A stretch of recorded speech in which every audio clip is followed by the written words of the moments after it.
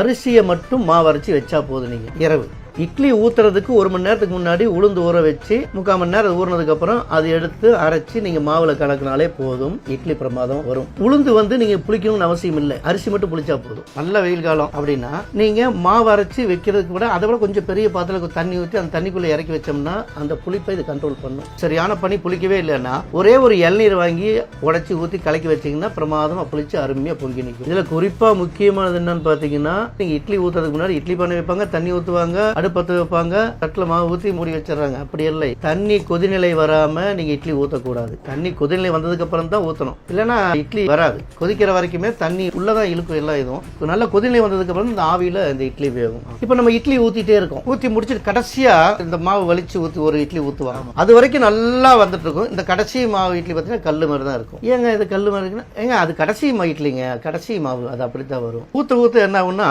பாத்திரத்துல இருந்து அப்படி போகும்போது கொஞ்சம் ட்ரை ஆகும்போது முதல்ல பபிள்ஸ் வெடிச்சு போறது உளுந்து நீங்க அரைச்சீங்கன்னா நுரையா தான் இருக்கும். சோப்பு நுரை மாதிரி தான். நீங்க எவ்வளவு நைஸா அரைச்சீங்கனாலும் அந்த பேர்த்தீங்கன்னா அது நுரையா தான் இருக்கும். அது என்ன நம்ம எடுக்க அந்த சைட்ல கொஞ்சம் ட்ரை ஆகிறதுக்கு முன்னாடி இந்த பபிள்ஸ் அந்த உளுந்து தன்மையை பூரா இழந்துரும். நம்ம கடைசியா வலிச்சு ஊத்துறது வெறும் அரிசி மாவு தான். மல்லிப்பூ இட்லி, இளநீர் இட்லி, தட்டு இட்லி, புதினா இட்லி, பீஸா இட்லி, ராகி இட்லி, கம்பு இட்லி, சோள இட்லி, சிறுதானிய இட்லி, முளைகட்டிய பயிர் வகை இட்லி, ஆரஞ்சு இட்லி, ஆப்பிள் இட்லி, இட்லியில நீங்க எந்த வகையானாலும் செய்யலாம். அதே மாதிரி மழை காலத்துல கொஞ்சம் லேட்டா புளிக்கும், பனி காலத்துல ரொம்ப லேட்டா புளிக்கும், வெயில் காலத்துல சீக்கிரம் புளிச்சிடும். அந்தந்த காலச்சூழல் எப்படி உஷ்ணம் இருக்கோ அதுக்கு தகுந்த மாதிரி பேலன்ஸ் பண்ணி தான் இந்த இட்லி பண்ணணும். இந்த அரிசி ஊற வைக்கிறது சார், தண்ணியில அரிசியை ஊற வைக்கிறதுல இருந்து அந்த மாவு அந்த அரிசி கொஞ்சமா புளிக்க ஆரம்பிக்கும். மாவு அரைக்கிறதுன்னு ஒரு பதம் இருக்கு சார். இன்னைக்கு யாரும் மாவு அரைக்கிறது இல்லை, எல்லாம் ரெடிமேட் இயந்திரமாக போச்சு, எல்லாம் வாங்கிட்டு போயிடும். ஏமா உனக்கு நான் சாக்லேட் இட்லி பண்ணி தரேன் இன்னைக்கு அப்படின்னாச்சு. ஒரு பீட்ரூட் எடுத்து துண்டு அறுத்து மிக்சியில் போட்டு நல்லா மைய அரைச்சாச்சு, இட்லி மாவுல கலக்கியாச்சு. தேனு அப்புறம் சாக்லேட் சாஸ் எல்லாம் ஊற்றி கலக்கி ஒரு ஓவல் கிண்ணத்துல வச்சு,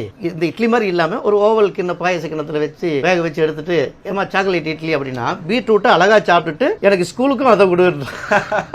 ஒரு கேரட் எடுத்தா துண்டு இருக்குன்னு மிக்சியில் போட்டு அதே மாதிரி மாவு அடிச்சு மாவுல கலக்கி பைனாப்பிள் போட்டு பைனாப்பிள் சாஸ் எல்லாம் விற்கிறதெல்லாம் ஊற்றி இனிப்புக்கு தேவையான சர்க்கரையே போடாம பனங்கருப்பட்டியோ அல்லது தேனோ இல்ல ஊட்டம் நிறைந்த ஏதாவது ஒன்று போட்டு கலக்கி அதே மாதிரி டிஃபரெண்டா ஊத்தி கொடுத்தேன். பைனாப்பிள் இட்லி அருமையா இருக்குப்பா. அதாவது நேரடியா கொடுத்தா வாங்க மாட்டாங்க, அதான் அவங்களை சாப்பிட வைக்கலாம். இப்ப பாதாம் 4 எடுத்து மிக்சியில போட்டு அரைங்க, மாவுல கலக்குங்க, கொடுங்க. எனக்கு பாதாமுக்கு புற்றுநோய் எதிர்க்கக்கூடிய ஆற்றல் இருக்குன்னு நிறைய ரிசல்ட் எல்லாம் வந்திருக்கு. நம்ம பொதுவாவே வீடுகளிலே பாத்தீங்கன்னா ஒரே டைப்ல தான் போறாங்க. ஒரு சட்னி அரைக்கணும் அப்படின்னா தேங்காவோ உடச்சகல்ல இஞ்சி பூண்டு இதெல்லாம் போட்டு அரைக்கிறது. 10 பாதாம் அதுல போடுங்க, சுவையாவும் இருக்கும், வெளியில பாடுபட போறதுக்கு ஆரோக்கியமா இருக்கும்.